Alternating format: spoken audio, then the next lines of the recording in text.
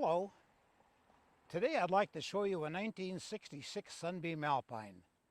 Being 1966, it's almost 50 years old. The Sunbeam was made in Coventry, England. It's a product of Roots Motorworks. Now Roots Motorworks at that time was owned by Chrysler. And this has an interesting takeoff a little later, I'll tell you. Now this one is the 4-cylinder. It's a 1725 cc 4-cylinder.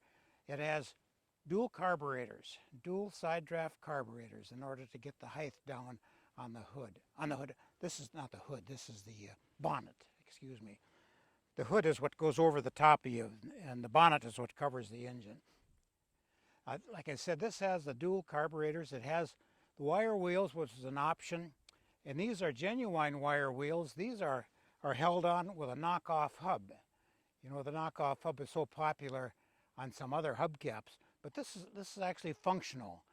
It comes with a little mallet, a lead-faced mallet, so it's not supposed to harm the chrome.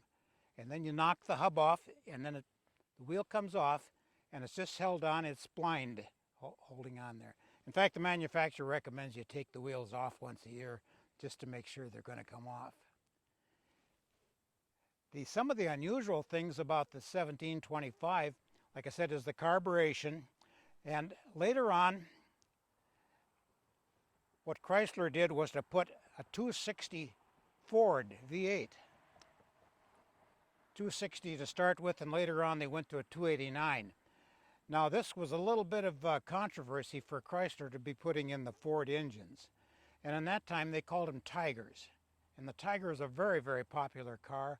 In fact, this particular model of the Alpine is quite desirable for anybody that wants to do a conversion. They'll convert easily over to a 6-cylinder Ford or to like a small Ford V8 or some other small engines, and makes them quite a performer.